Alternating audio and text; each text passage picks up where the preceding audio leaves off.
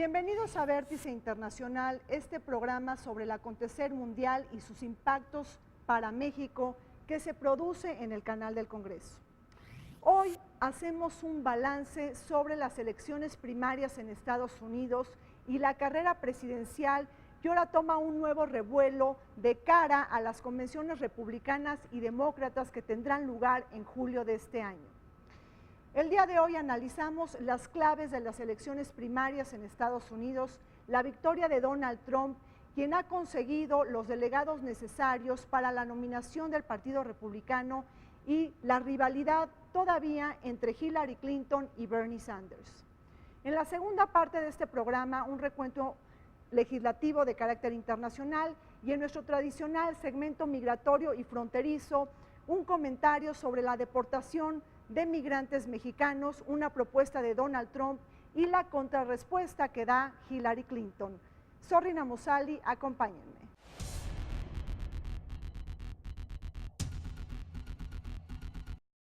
Tras las elecciones primarias, los dos partidos políticos más importantes de Estados Unidos inician formalmente sus campañas rumbo a la contienda presidencial de 2016. Por el Partido Republicano, el candidato a la presidencia es el empresario Donald Trump, quien desde un principio caracterizó su precampaña por una serie de declaraciones y propuestas polémicas, como la construcción de un muro a lo largo de la frontera con México y una política severa contra la inmigración ilegal. El Partido Republicano tuvo la insólita participación de diversos precandidatos, entre ellos el exgobernador de Texas, Rick Perry, el gobernador de Luisiana, Bobby Jindal, el senador Lindsey Graham y el exgobernador de Nueva York, Josh Pataki, los cuales se retiraron antes de iniciar las elecciones primarias. Eventualmente se retiraron de la contienda el neurocirujano Ben Carson, el gobernador de Florida Jeb Bush, el gobernador de New Jersey Chris Christie, el senador Ron Paul, el gobernador de Arkansas Mick Huckabee, la CEO de Hewlett Packard Carly Fiorina, el senador Rick Santorum y el gobernador de Virginia Jim Gilmore.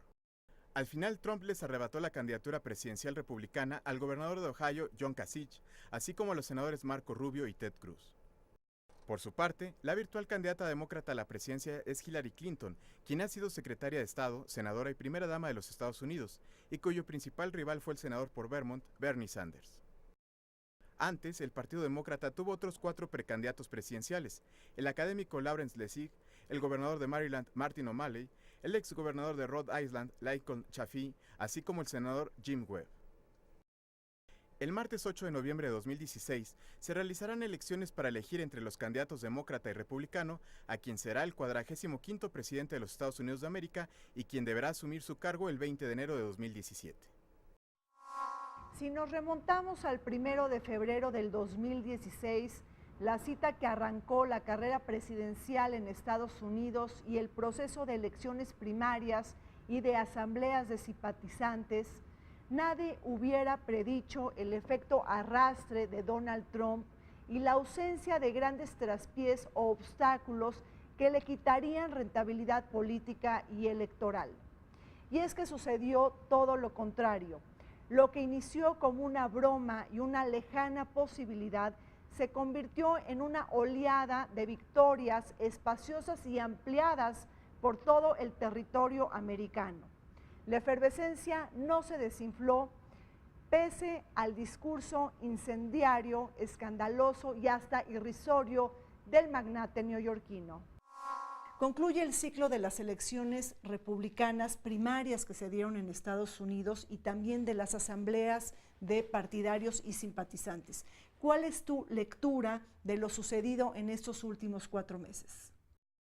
Los Estados Unidos están divididos en este momento y es una escisión ideológica de grandes intereses demográficos, sociales, corporativos, que no sabemos en qué vaya a terminar. Tenemos que ser no solo cuidadosos, tenemos que ser muy respetuosos de ese proceso interno que está viviendo la Unión Americana y que esperemos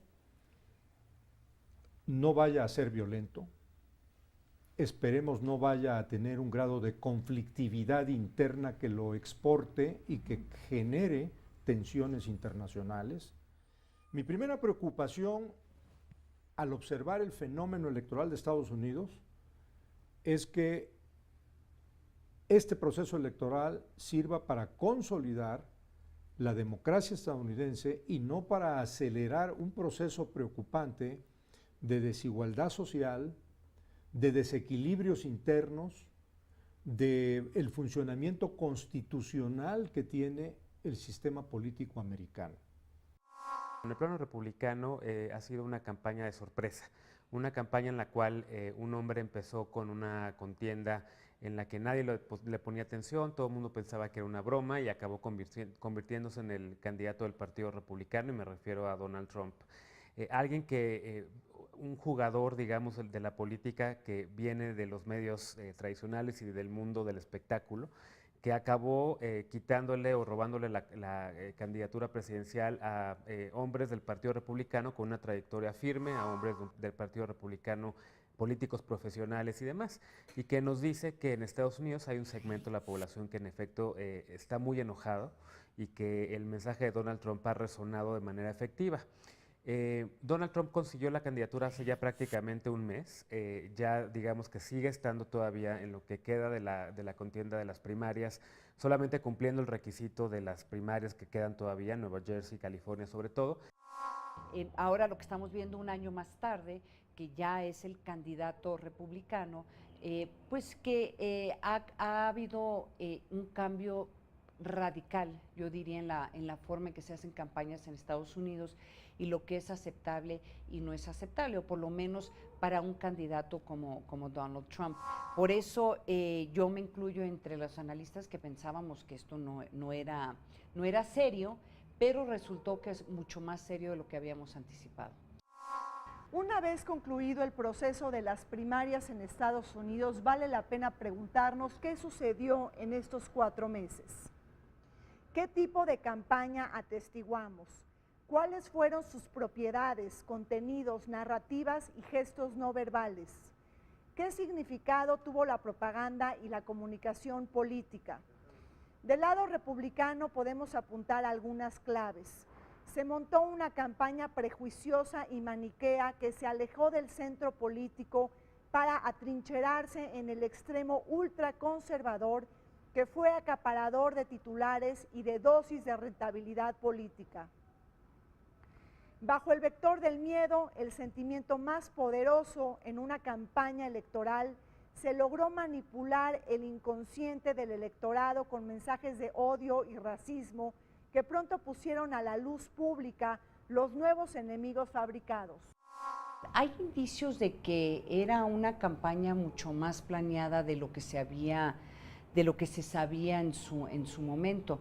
Hay que recordarle al auditorio que por casi más de un año, varios años, estuvo insistiendo Donald Trump que el presidente Barack Obama no era estadounidense y que no podía comprobar su nacionalidad porque no tenía acta de nacimiento, que era absolutamente falso, pero que le dio muchísima publicidad a Donald Trump en su momento, además de todos los comentarios que él estaba haciendo a través de los años en contra de la política de Barack Obama en relación a temas económicos y otros temas. Pero él ha tenido un mensaje prácticamente de ataque constante a la administración del presidente Obama, una campaña enfocada al odio, una campaña enfocada a la xenofobia, al racismo y todos los temas que hemos visto a lo largo de su contienda, y una campaña que se ha destacado sobre todo por no tener propuestas, por no tener idea de hacia dónde dirigir a Estados Unidos, pero sí ha logrado tener un muy buen eslogan, que es el que ha hecho que pues, muchos millones de votantes republicanos pues vayan a su campaña, y es el de que Estados Unidos no está funcionando. Su doctrina política es en el terreno de lo impredecible, y él argumenta una cosa muy hábil. No voy a decir ni sí ni no, porque no quiero que sepan lo que voy a hacer cuando tome la decisión. Y entonces ahora todos estamos esperando a ver si va a ser sí, si va a ser no, cuándo, de qué manera. En el terreno de lo que él llama the unpredictable, allí está poniendo la atención del mundo, no solo de los electores de Estados Unidos, del mundo entero, sobre su persona. Bajo una campaña altamente polarizante, generadora de enormes divisionismos, se encumbró el conservadurismo recalcitrante y más ortodoxo del Tea Party. Su resultado fue haber engendrado el Frankenstein de Donald Trump, tal y como lo aseveran varios analistas políticos en Estados Unidos. Bajo una campaña oscurantista, retrógrada y basada en miedos y prejuicios, Donald Trump, como buen republicano, fabricó enemigos externos y culpables falsos, centrando la narrativa en México, los extranjeros y los inmigrantes como los grandes culpables de los problemas internos de la Unión Americana.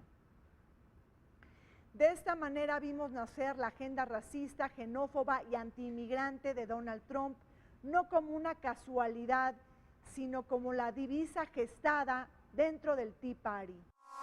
Lo que se pensaba que en estas elecciones la gran influencia iba a ser de este grupo extremadamente conservador, estos famosos Tea Parties, pues su candidato, que era Ted Cruz, pues simple y llanamente no pudo con Donald Trump, y hubo este fenómeno muy sorprendente en donde tienes o parece que va a tener Donald Trump electores muy conservadores, en términos personales y religiosos votando por él. Y hay que recordarle al auditorio que Donald Trump pues es un hombre que es dueño de casinos, se ha divorciado varias veces, ha tomado posturas sobre temas política social bastante liberal, y aún así estos grupos de electores religiosos o conservadores parecería que estarían dispuestos a salir a votar por él, o por lo menos un porcentaje de ellos. El Tea Party para estas elecciones, yo te diría, literalmente desapareció porque su candidato no pudo con Donald Trump. Desde el año 2010, Donald Trump comenzó a trabajar de manera muy inteligente, y para muchos no fue una señal que leyeron a tiempo, por eso ahora se declaran sorprendidos. Él desde el año 2010 tuvo un trazo estratégico de enfoque de grupos que le permitió estudiar qué quería el pueblo americano, y descubrieron que quería tres cosas, que la mayoría estadounidense, una mayoría silenciosa pero que estaba lista para expresarse, quería tres cosas, y Donald Trump las agarró como bandera. Quería empleos, porque el desempleo se ha vuelto un azote social en los Estados Unidos. Quería una revisión de los tratados de libre comercio, porque dicen que esos tratados de libre comercio son parte de la pérdida de empleos que ha afectado a los Estados Unidos. Y quería revisar la doctrina de seguridad militar para dejar de pagarle la seguridad a otros países. No podemos entender a Trump sin el papel que han tenido los medios de comunicación en Estados Unidos. Desde el momento uno que Donald Trump anunció su candidatura con un teatro, digamos, con actores pagados en Nueva York que le fueron a aplaudir, nadie lo tomaba en serio, pero de repente se empezó a convertir en un hombre que sabía jalar reflectores, y pronto pues Fox, CNN y todas las demás cadenas de noticias empezaron a cubrirlo en una proporción de hasta 30-1 respecto a los otros candidatos republicanos. Y yo creo que el fenómeno de Trump se debe mucho a eso. Creo que los medios de comunicación estadounidenses tienen la culpa del monstruo que han creado en la figura de Donald Trump. El péndulo político hacia el extremo no fue privativo del Partido Republicano. Del lado demócrata, Bernie Sanders, senador por Vermont, ha figurado mucho más a la izquierda que la exsecretaria de Estado Hillary Clinton. Bajo su apuesta de un socialismo hacia la europea y un discurso contra la desigualdad que ha generado adeptos, Sanders se ha tratado de deslindar de Hillary Clinton, quien la pincela como una figura tradicional del establishment estadounidense y de los intereses de Wall Street. Con un discurso sustantivo y progresista y combativo frente al puñado de ricos que financian las campañas electorales, Sanders se ha erigido en el verdadero cambio al interior del Partido Demócrata. Es interesante ver que de nuevo dentro también del Partido Demócrata los extremos siguen jugando un papel primordial. No creo apenas que suceda algo extraordinario, pero todo indica que la candidata va a ser Hillary Clinton. Ella va a ser la representante del Partido Demócrata, pero de una forma u otra ella va a tener que responder a estas demandas de los electores o las personas que apoyan a Bernie Sanders. Recojo este contexto que nos señalas de una alta polarización política e ideológica en Estados Unidos. Estamos viendo que fue una campaña que giró hacia los extremos del péndulo político, un Donald Trump y una camada también de liderazgos ultraconservadores de derecha frente a un Bernie Sanders que ha apoyado una propuesta de izquierda progresista y a la socialdemocracia europea. Al interior del mundo intelectual y político de Estados Unidos están los dos extremos, los partidarios más intensos y apasionados de la globalización neoliberal, pero también los grandes críticos, los más agudos críticos a la globalización neoliberal. Esto es, la globalización que tiene como punto de partida el consenso de Washington generado en 1982 con un decálogo que establece cuáles son los límites del Estado y la necesidad de comenzar a privatizar, desregular, liberalizar, todo lo que ha ocurrido a partir de 1982, si uno revisa, paralelamente ha habido una corriente dentro de Estados Unidos muy crítica a esa interpretación de las doctrinas económicas neoliberales. Es una contienda en donde Hillary Clinton y Bernie Sanders se convirtieron pronto en los dos favoritos y que se ha alargado un poco más de lo esperado. Hillary Clinton tendría que haber ganado la nominación prácticamente hace ya un mes igual que Donald Trump, pero Bernie Sanders acabó siendo un muy buen contrincante. Bernie Sanders con su mensaje parecido en cierto sentido al de Donald Trump, pero con propuestas de verdad, en el sentido de que Bernie Sanders también ve a un país en el que algo no está funcionando, en el que el 99% de la población ha dejado de ser tomada en cuenta, y Bernie Sanders en ese sentido es una especie de heredero del movimiento de Occupy Wall Street del año 2008, que hablaba justamente de todos los que se han quedado detrás frente a la avaricia de los bancos, frente a la avaricia de Wall Street y demás. Y creo que su mensaje ha resonado mucho, sobre todo en los jóvenes estudiantes que han de manera muy entusiasta acobijado la candidatura del senador por Vermont. Sin embargo, creo que Hillary Clinton va a ser la candidata. Creo que la semana que empieza este lunes, ella se va a convertir finalmente en la candidata del Partido Demócrata, ya que consiga los pocos delegados que le hacen falta para tener esa nominación, y luego va a venir un proceso muy importante para el Partido Demócrata para unir a ese partido y unir a los simpatizantes de Bernie Sanders a que, bueno, le den el voto a Hillary Clinton, ¿no? Conseguidos los delegados necesarios para la nominación del Partido Republicano, es que la dinámica electoral cambia para Donald Trump. Sobre todo porque ahora debe de actuar como una figura más presidenciable, lo que lo obligará a cambiar de estrategia política, mediática y comunicativa. La apuesta será por el centrismo político y una mayor moderación para ganarle la victoria al Partido Demócrata. Y es que con un discurso más articulado, más racional y menos improvisado, Donald Trump pudiera ganar más adeptos y partidarios. Y aquí la pregunta es si Donald Trump tomará y podrá enfrentar esta nueva encomienda. Ha sido una campaña, creo que dura para la senadora Clinton, para la ex primera dama, una campaña en la que hoy Donald Trump, dado que logró la candidatura antes de lo esperado, ya está empezando a unir al Partido Republicano. El mismo Paul Ryan acaba de decir que sí va a votar por él. Entonces creo que ya están todos los elementos puestos para que en la convención republicana, pues Donald Trump salga de ahí con un partido republicano sacudido, con un partido republicano que había estado dividido, pero que prácticamente va a tener que cobijar a lo que hay, que es su candidato y es Donald Trump, y con un partido demócrata que tendrá que en las próximas semanas hacer el llamado al voto útil y hacer el llamado a la unidad del partido para detener a lo que todas luces es para todo el mundo, para la seguridad internacional, para la relación bilateral de Estados Unidos con México y con el resto del mundo, pues un peligro, ¿no? Donald Trump en diferentes momentos dijo que iba a moderar su lenguaje. Hasta ahora no lo ha hecho y en parte él justifica porque él está haciendo campaña de esta forma porque eso es lo que le atrae votos.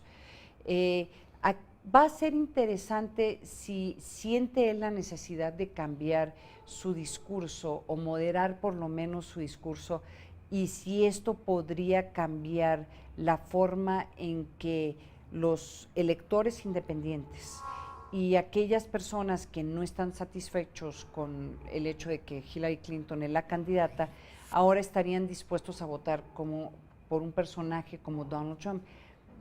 La lógica política indica que no, porque estaríamos hablando de mujeres, de hispanos, y eso, pues para un candidato presidencial, esos votos son fundamentales para poder ganar.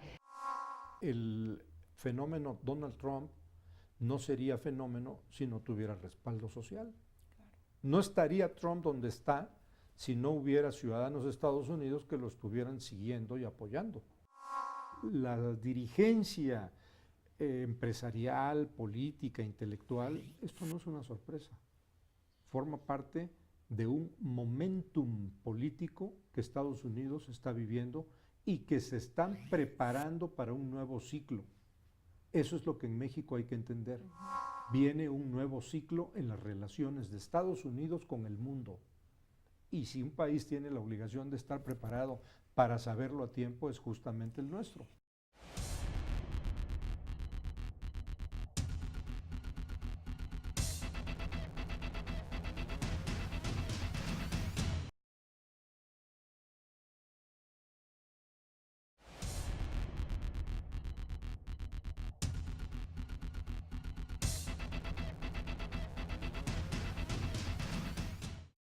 Donald Trump ha encontrado su base más amplia de simpatizantes y partidarios en los hombres blancos de clase trabajadora y de baja escolaridad, así como en aquellos estadounidenses que se sienten amenazados por la inseguridad económica.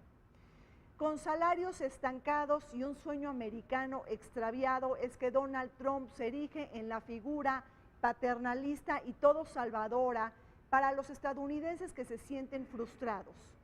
Y es que del otro lado del espectro político hay una serie de minorías que han estado seriamente afectados por la narrativa y los discursos y las propuestas de Donald Trump. Ahí están los hispanos, los afroamericanos y también los asiáticos, que ven con muy malos ojos el liderazgo de Donald Trump, así como las mujeres estadounidenses que han padecido de los actos misóginos del magnate de Nueva York. Mi planteamiento como mexicano es que tenemos que tener el mayor cuidado en el trato que se le dé a todos los grupos políticos de Estados Unidos, porque andan muy tensos, andan muy nerviosos. Estados Unidos trae un proceso divisivo inédito, alarmante. Nosotros no tenemos por qué echarle gasolina a esa hoguera. Al contrario, hay que reservar la voz diplomática de México para el momento en que haya que entrar en razón, no ser parte del pleito. Sería un gravísimo error ser parte de ese pleito. El aire que tiene Donald Trump en los medios de comunicación, las horas de vuelo que lleva ya ahí, se va a empezar a hacer muy magro y se va a empezar a por su propio peso va a caer, porque creo que Donald Trump no tiene en efecto pues ninguna propuesta seria. Si uno entra a su sitio web, son 8 puntitos en donde prácticamente son bullets de cómo vamos a hacer a Estados Unidos más seguro, y está lleno de puras palabras vacías, ¿no? Entonces creo que los electores estadounidenses van a voltear a ver y a contrastar las dos campañas, que es lo que ha estado haciendo Hillary Clinton desde hace prácticamente un mes, desde que Donald Trump ya consiguió el número de delegados para ser candidato. Pues ella ha estado tratando de contrastar y de decir, ante el vacío de las ideas de Donald Trump, ella propone esto. Ante el odio de Donald Trump, ella propone la reconciliación de los estadounidenses. Ante el mensaje de que Estados Unidos es un país débil, ella dice, no, es un país que sigue siendo fuerte, es un país que sigue siendo la primera potencia del mundo, pero se puede mejorar, ¿no? Bajo declaraciones racistas y en contra de las minorías étnicas, Donald Trump ha calificado a todos los musulmanes como terroristas y a todos los mexicanos como violadores y criminales. En estos meses de campaña ha amenazado con deportar a todos los inmigrantes indocumentados, construir un muro impenetrable en la frontera con México, confiscar miles de millones de dólares de remesas dirigidas hacia México e incrementar los aranceles comerciales. Por si fuera poco, ha desconocido la importancia de su relación con México y los beneficios que el Tratado de Libre Comercio de América del Norte ha traído para el sector económico y productivo estadounidense. El estado más rico y más grande de la Unión Americana se llama California. Ese estado es el mayor productor de alimentos. Casi la tercera parte del producto agrícola nacional sale de California. Pero el 90% de esa producción pasa por manos y brazos de trabajadores mexicanos. Si algún día esos trabajadores mexicanos fueran retirados de esa aportación productiva que hacen, la inflación en la comida en los Estados Unidos se dispararía. En la mesa de los hogares de Estados Unidos se sabría cuánto aportan los trabajadores mexicanos en la agricultura de Estados Unidos. 6% del Producto Interno Bruto de Estados Unidos es el resultado del trabajo de mexicanos que trabajan en Estados Unidos. Ha tratado él ya de moderar sus discursos, ha dicho ya que esa propuesta de que ningún musulmán pueda entrar a Estados Unidos va a tener excepciones, y se refería en ese caso al nuevo alcalde de Londres, que es un hombre musulmán y que pues, tiene que visitar Estados Unidos en su calidad de alcalde para hacer acuerdos comerciales o diplomáticos o lo que sea con alcaldes de otras ciudades de Estados Unidos. Ha dicho que no todos los mexicanos son violadores, como previamente había mencionado. Ha tratado de moderarse, pero yo creo que a Donald Trump, ¿quién le va a creer después de todo lo que ha dicho a lo largo de la campaña? Y creo que Hillary Clinton también ha tratado de hacer un esfuerzo por empezar a exhibir las palabras de Donald Trump a lo largo de toda esta contienda y a lo largo de los años. Entonces no sé qué tan efectivo vaya a poder ser su discurso mucho más conciliador y mucho más moderado hacia noviembre, y creo que tal vez la respuesta recaiga en a quién escoja de candidato o candidata a la vicepresidencia. Creo que Trump va a tener que escoger a una persona moderada, creo que va a tener que escoger a una persona, un político o una política profesional, pero pues hasta que no haga el anuncio de quién es o quién va a ser esa persona, pues no podremos saber nada, ¿no? Bajo una campaña de mentiras, información vaga e incorrecta, Donald Trump ha sido el ganador de la pantalla de televisión y de los titulares de los medios de comunicación. Según PolitiFact, un medio dedicado a corroborar y comprobar lo dicho por los políticos, el 76% de las declaraciones de Donald Trump han sido erróneas o totalmente falsas. De ahí que muchos lo tachen de mentiroso, distorsionador de los hechos y amigo de las ambigüedades. Por ejemplo, el magnate Trump ha señalado que Estados Unidos está inundado de indocumentados mexicanos, un hecho que contradice las tendencias oficiales que advierten sobre la migración mexicana que ha disminuido hacia Estados Unidos en los últimos 6 años. Donald Trump se debe al hastío que hay y al enojo que hay de los sectores más conservadores de Estados Unidos, que han odiado los 8 años de la presidencia de Barack Obama por todo lo que ha significado para sus propios valores, temas como matrimonio igualitario, temas como derecho a decidir, temas como la reforma del sistema de salud, el papel del Estado en la economía, que a los conservadores republicanos y a los conservadores estadounidenses les saca ronchas, ¿no? Entonces, un poco el fenómeno de Trump es esa respuesta al odio de los 8 años de Obama, pero también, sobre todo, creo, el fenómeno mediático y el apoyo que ha tenido este candidato en los medios de comunicación. El famoso caso Ciudadanos Unidos versus la Comisión Federal Electoral de Estados Unidos. El fallo consistió en que por primera vez en la historia constitucional estadounidense dejó de haber un voto por cada persona. Ese fallo significa por cada $1 habrá un voto, porque ese fallo permite que las contribuciones económicas a los candidatos en campaña las puedan hacer de manera ilimitada las personas morales y ya no solo las personas físicas. Esto es, las corporaciones también votan, también van a las urnas. Y eso tiene un enorme significado, sobre todo en el país vecino que es México, claro, porque crea una resonancia institucional, una cultura electoral y el fenómeno se propaga. El Partido Republicano está viviendo horas de tempestad. En medio de reproches, culpas y suposiciones, la base republicana no pudo detener el fenómeno de Donald Trump y evitar la consolidación de su nominación. Muchos creyeron que no había necesidad de atacarlo y desacreditarlo de manera temprana porque le apostaron a su autofracaso, mientras que otros se preocuparon de lleno por la composición del Congreso que emanará después del 8 de noviembre.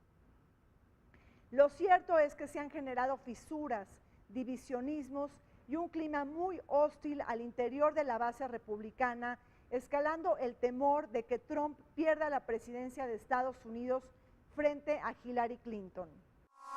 Y es muy importante el tema sobre los famosos emails, estos correos electrónicos, en donde ella, en contra de lo que es los reglamentos internos del Departamento de Estado y del mismo Estados Unidos, ella tenía su propio servidor para manejar sus correos y no los correos y el servidor del Departamento de Estado. Entonces, hay un cuestionamiento si hubo amenazas de hackeo o alguien pudo entrar a leer sus correos poniendo en riesgo información importante para la seguridad nacional de Estados Unidos.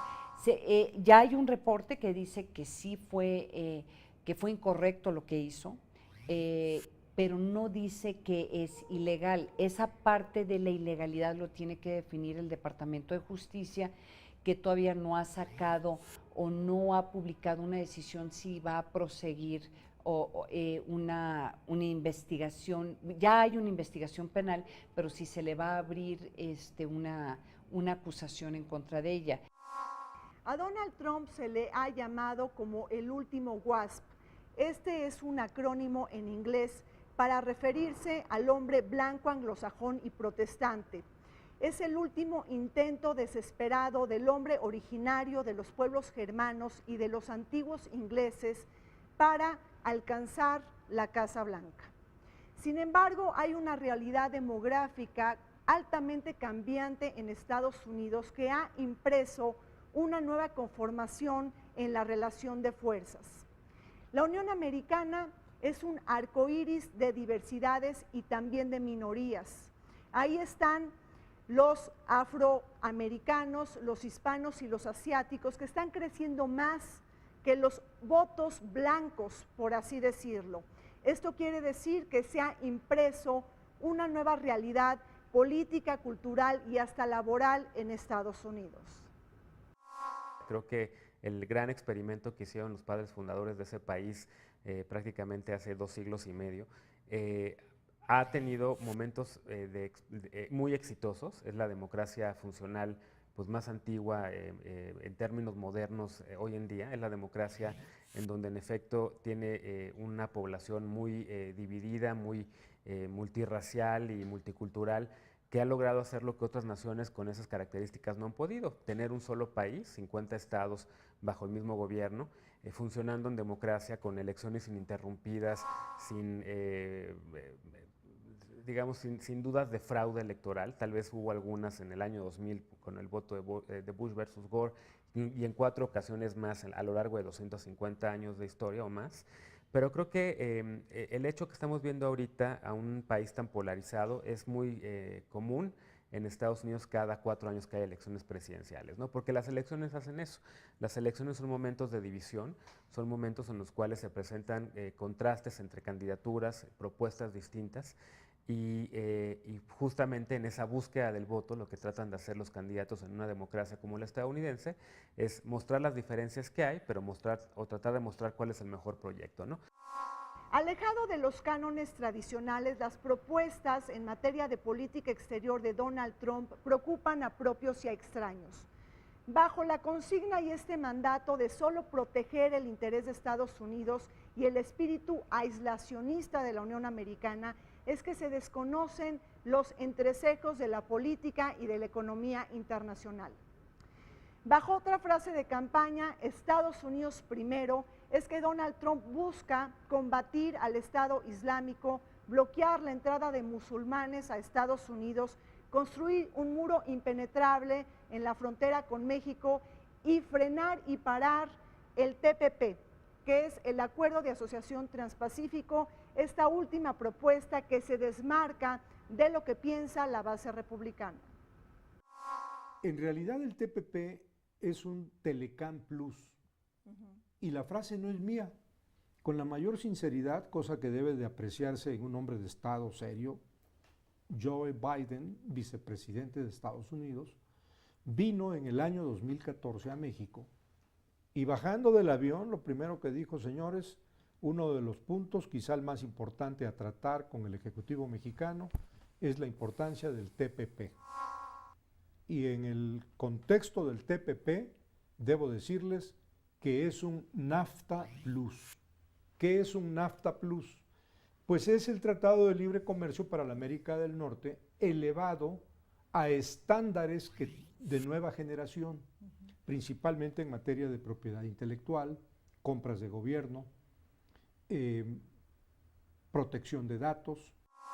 Una gran interrogante y una de las grandes amenazas que ha hecho Donald Trump es iniciar una guerra comercial, no solamente con México, como diciendo, bueno, pues ahora sí les vamos a cobrar tarifas, aranceles altos, vamos a impedir la exportación la importación de productos si no hay exportación, mismo nivel de exportación. Aunque ha hecho ese tipo de amenazas, no solamente lo ha hecho con Estados Unidos, sino también lo ha hecho con China.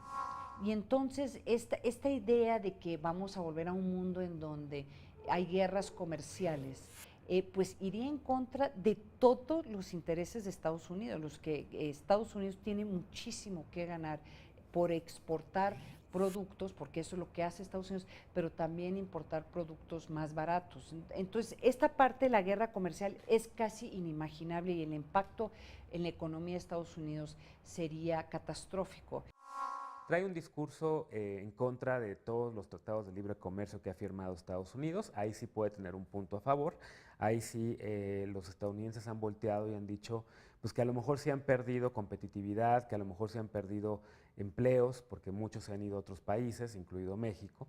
Y creo que ahí sí Trump, al igual que Bernie Sanders, porque es el mismo discurso en contra de los tratados de libre comercio, pues sí tienen que un gobierno como el estadounidense, pues replantear si realmente el libre comercio ha sido la mejor estrategia para crear nuevos empleos, para crear desarrollo, para combatir la inequidad. Estados Unidos es el país más desigual de todos los países del mundo desarrollados, el país en donde hay mayor número de pobres y una concentración de la riqueza tremenda. Entonces, en ese sentido sí tiene razón Donald Trump, pero no tiene razón en el diagnóstico de una manera muy intuitiva, pero no tiene razón en sus propuestas. Y creo que Hillary Clinton sí tiene, por su experiencia como secretaria de Estado, por su experiencia como senadora, que también tiene que ver con temas de política exterior, y por su experiencia como primera dama, pues sí tiene como una fotografía mucho más completa de lo que es el mundo, y ha trabajado con... Con el apoyo de la poderosa Asociación Nacional del Rifle, Donald Trump ha prometido gastar más en el ejército y en las fuerzas militares. Escéptico de la diplomacia, respalda la propuesta de que Corea del Sur y Japón desarrollen sus propias armas nucleares para defenderse del régimen de Pyongyang en Corea del Norte. Una propuesta escandalosa que vendría a contradecir el Tratado de No Proliferación Nuclear de Naciones Unidas y que abonaría a intensificar la escalada armamentista en la región. Esta afirmación, junto con la negativa de Donald Trump de reconocer el cambio climático, ha preocupado de sobremanera a Tokio, quien se ha encargado de robustecer su alianza militar con Estados Unidos para contener a Beijing y también a Pyongyang. En esta tesitura también se aboga por la reestructuración de la OTAN y su financiamiento. Entonces, esta idea que cuestiona Donald Trump, por qué Estados Unidos tiene que seguir siendo el policía del mundo y seguir pagando con su ejército para proteger y proporcionar seguridad a Europa, a otros lados del mundo. Y lo que dice Hillary Clinton es absolutamente necesario que Estados Unidos siga ejerciendo un liderazgo mundial ante este tipo de amenazas. También lo que hizo Hillary Clinton en su discurso es... sí pone sobre la mesa cuál sería su política ante grandes amenazas como el Estado Islámico, qué haría ella como presidenta con su relación con otros países y estas alianzas que hay alrededor del mundo por parte de Estados Unidos. Ella sí habla sobre eso en su discurso, pero lo que ella resalta en su discurso es que verdaderamente tiene Donald Trump el temperamento para tener los códigos nucleares, verdaderamente tiene la capacidad de poder hacer decisiones difíciles sobre seguridad nacional, y si en verdad están dispuestos el electorado estadounidense de poner en manos de él decisiones de dónde mandar tropas. Trump dio un discurso de política exterior ridículo hace algunas semanas, diciendo que iba a sacar a Estados Unidos de la OTAN, diciendo que iba a construir este muro en la frontera con México, diciendo que se iba a echar para atrás en el acuerdo nuclear con Irán, diciendo que iba a revisar todas y cada una de las alianzas que ha tenido Estados Unidos y revalorarlas, ¿no? Hillary Clinton respondió a ese discurso de política exterior de Trump apenas el jueves de la semana pasada en la ciudad de San Diego, en el cual pues detalló uno a uno todas las falacias y todas las mentiras de Donald Trump, diciendo que una de las fortalezas que ha tenido Estados Unidos en política exterior han sido los aliados que ha forjado a lo largo del tiempo, aliados que, por parafrasear a un candidato mexicano, no tiene Rusia y no tiene China, ¿no? Hillary Clinton decía, ya quisieran Rusia y China tener los aliados y la participación en instancias multilaterales que tiene hoy en día Estados Unidos. Estados Unidos hoy es fuerte por su alianza en la OTAN, que logró terminar con el nacionalsocialismo en la Segunda Guerra Mundial, logró vencer en la Guerra Fría, logró ser la potencia número 1 hoy en el siglo XXI todavía, ¿no? Entonces creo que Trump realmente no tiene idea de lo que es ser comandante en jefe de las Fuerzas Armadas, utilizar el poder de Estados Unidos en ese sentido, y mucho menos de cómo proyectar el poder de su país hacia el resto del mundo. México ha estado en el centro del portafolio exterior de Donald Trump. Sus ataques hacia los mexicanos han sido una constante dentro de su discurso altamente racista y discriminador. La construcción de un muro impenetrable en la frontera, la renegociación o anulación del Tratado de Libre Comercio de América del Norte y sus injurias para los inmigrantes mexicanos, calificados de criminales y violadores, han generado un enorme daño a la relación bilateral. En un primer momento, nuestra política exterior privilegió el silencio y el inmovilismo para evitar roces y fricciones que más adelante la obligaron a dar un giro de timón. El cambio de estrategia llegó con Carlos Sada, designado el nuevo embajador de México en Estados Unidos, y con un nuevo subsecretario de América del Norte en la Cancillería mexicana. Morgenthau decía, la política exterior es solamente una continuación de la política interior. Si nosotros cuidamos la congruencia de ese hilo que lleva de lo interior a lo internacional, nuestra política exterior va a ser fuerte y nuestros diplomáticos van a poder sostenerse en los foros donde tengan que ir a lidiar con quien sea. Los órganos del Estado mexicano que tienen responsabilidades y atribuciones específicas, cumplan a tiempo con sus mandatos. Por ejemplo, dicen que en materia internacional la diplomacia mexicana tiene el reto de la migración. Bueno, ese primer reto, antes de ser de Relaciones Exteriores, es de la Secretaría de Gobernación, la materia migratoria. Dicen que Estados Unidos tiene una preocupación por la seguridad de sus fronteras porque espera en cualquier momento un ataque terrorista que pueda dañar a su población o a su infraestructura estratégica. Bueno, pues eso es responsabilidad de la Secretaría de Gobernación, la seguridad nacional, toda la estructura de investigación y análisis de seguridad nacional es un asunto de política interior que pasa entre Gobernación, Secretaría de la Defensa Nacional y Secretaría de Marina. Yo creo que el gobierno de México está en una situación muy difícil. Ha habido críticas de que por qué no ha tomado una posición más contundente, más radical ante los comentarios de Donald Trump. Y yo creo que la mesura en este momento es la mejor, yo creo que es la mejor receta por muchísimas razones, aunque por razones políticos sientan la necesidad de reaccionar ante esos comentarios. Yo creo que es más importante asegurar que el gobierno de México y otros gobiernos no usen el mismo lenguaje que usa Donald Trump. Y lo que sí se ha visto es un intento de recordarle al a la población estadounidense la importancia de la relación bilateral, por lo menos en términos económicos, y lo que ha representado NAFTA no solamente para México, sino para Estados Unidos. Un presidente no es un rey, como de hecho esa es una frase de los padres fundadores de Estados Unidos cuando estaban creando el poder ejecutivo, ¿no? Entonces, si Donald Trump llegara a la presidencia de su país, se daría cuenta de que realmente el presidente no tiene tanto poder como se piensa.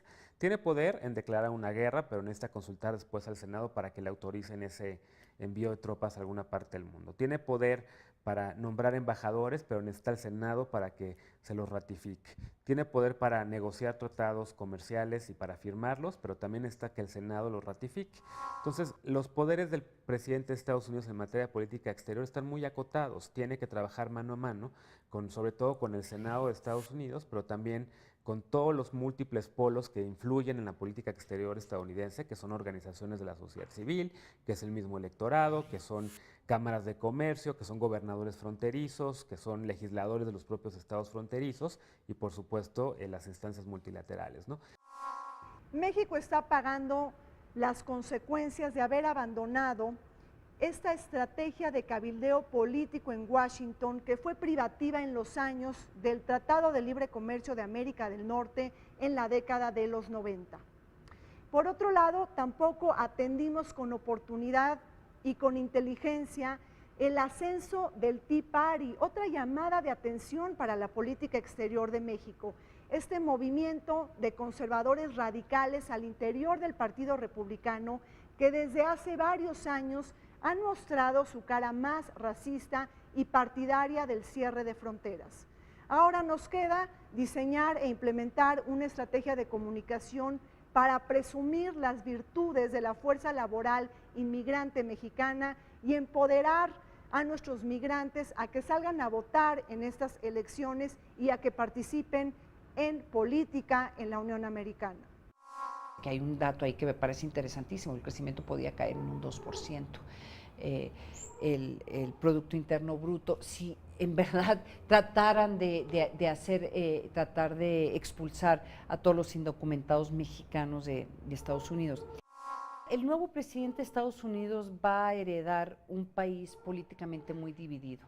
Aún antes de estas elecciones ya se había visto una división y un fuerte cuestionamiento a todas las políticas del presidente Barack Obama por un sector del electorado, un sector casi en su mayoría republicano, en donde simple y llanamente fueron cuestionando muchos de los grandes legados del presidente Barack Obama, que incluye pues la forma en que ha mejorado la economía de Estados Unidos en este momento a donde estaba hace 8 años, en donde había casi una recesión mundial. Pero esta división yo creo que se va a agravar aún más con lo que estamos viendo con este proceso electoral.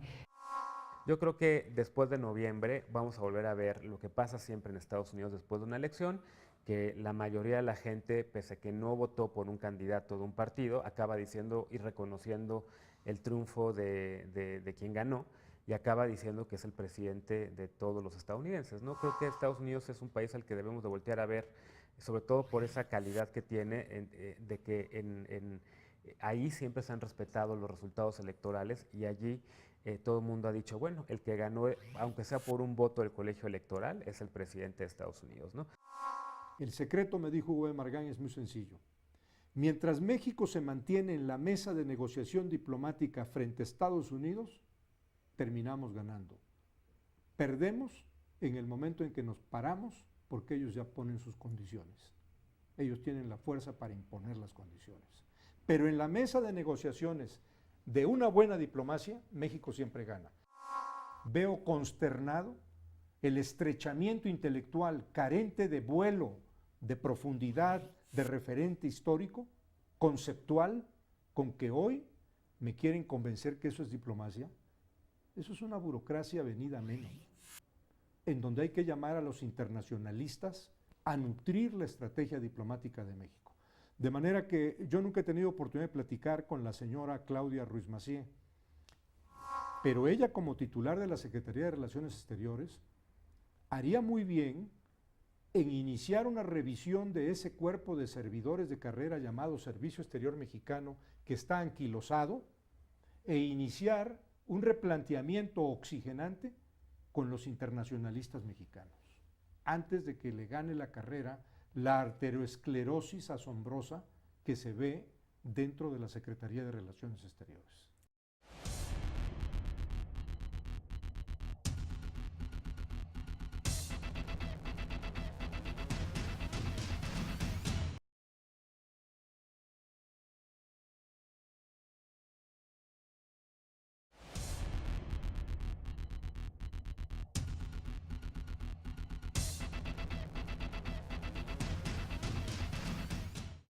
Vamos con el segmento migratorio bajo el comentario de Federico Lamont.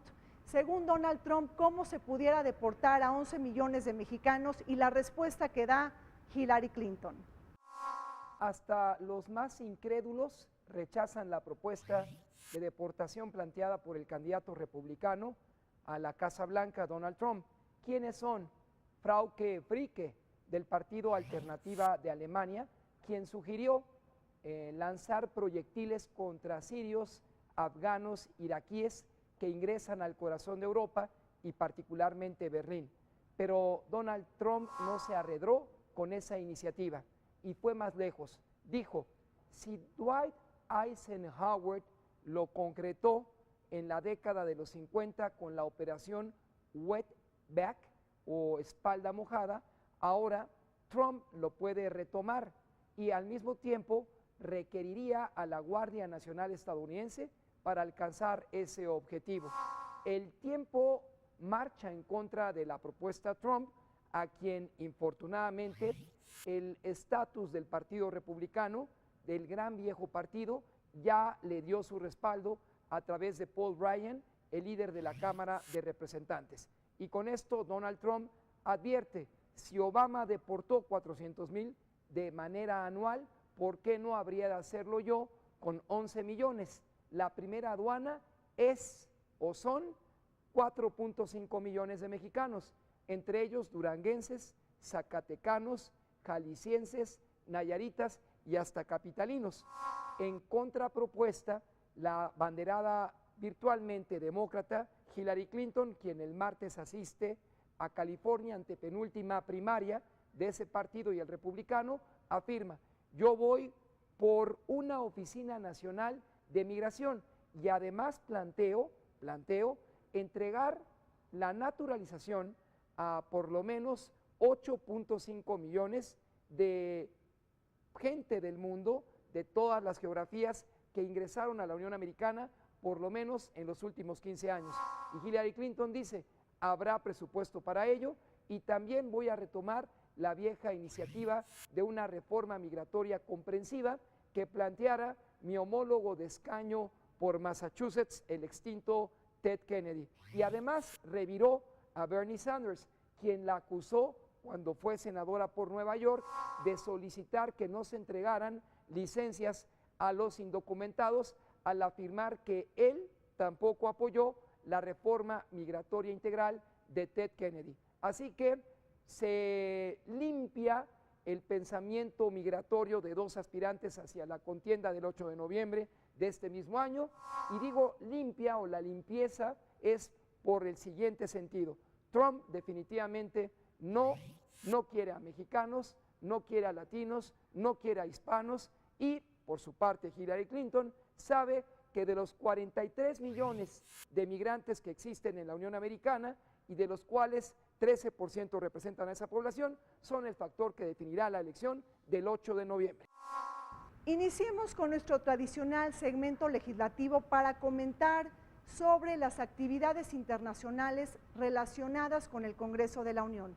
Y esto fue lo que sucedió en la Comisión Permanente. El vicepresidente de la mesa directiva de la Cámara de Diputados, Jerónimo Alejandro Ojeda Anguiano, recibió en la mesa directiva al segundo presidente del Consejo Nacional de Austria, Karl-Heinz Kopf, así como a la embajadora de este país en México, Eva Hager, con quienes se acordó la conformación de un grupo de amistad. el cual estará encabezado por el diputado Andrés Aguirre Romero. Las comitivas manifestaron su interés por intercambiar experiencias en materia ambiental, así como fortalecer lazos económicos y culturales, además de compartir un panorama político en ambos países. Ello después de un periodo de 10 años de ocupación por las fuerzas aliadas. Las relaciones diplomáticas entre Austria y México se han caracterizado por un buen nivel de diálogo político en la que se han impulsado los procesos de negociación. Por ejemplo, el Acuerdo de Asociación Económica, Concertación Política y Cooperación entre México y la Unión Europea. Y todos están muy interesados de establecer contactos económicos con su país, y también las muchas preguntas que tenemos, preguntas de migrantes. Tenemos ahora un grave problema, el problema de los refugiados de Siria, de Irak, de Afganistán. Consideramos que la conformación del Grupo de Amistad México-Austria es no solamente un evento oportuno para consolidar los vínculos entre nuestros países, sino además una gran oportunidad para reforzar y vigorizar los entrañables lazos históricos que nos unen. Es importante también señalar que Austria es un país ejemplar. Además, también las importaciones desde México han aumentado un 78% a 525 millones de euros, y por primera vez hemos también comprado petróleo de México.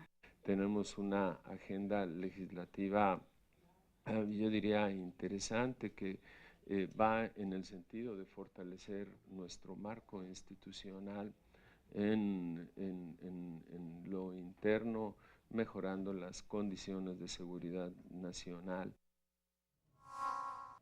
Bueno, el presidente del Senado de la República, Roberto Gil, se reunió con la alta representante de la Unión Europea para Asuntos Exteriores y Política de Seguridad, evento en el que hizo un llamado para fortalecer y actualizar el acuerdo entre ambas regiones, sobre todo a raíz de que México suscribió el Tratado de Asociación Transpacífico que conocemos como TTP. Hemos logrado aislar la política de partidos, la política electoral, de las discusiones que tienen que ver con el combate a la corrupción, con la transparencia, con el fortalecimiento de las instituciones de seguridad y de justicia, con la agenda de los derechos humanos. Ahorita yo estoy muy consciente de todas las cuestiones a las que se están enfrentando en el lado legislativo cuando tiene que ver con las reformas en los sectores de derechos humanos, de justicia, del sistema de policía. Y esto es algo que en la Unión Europea alentamos mucho, agradecemos mucho y que estamos listos para apoyar en toda forma posible, porque compartimos este punto de vista de que esta es la mejor manera. Muchísimas gracias por su atención y compañía. Como siempre les recuerdo que Vértice Internacional se transmite todos los martes a las 21 horas y en repetición todos los sábados a las 7 de la noche. Soy Rina Musali y los esperamos todos los martes en Vértice Internacional.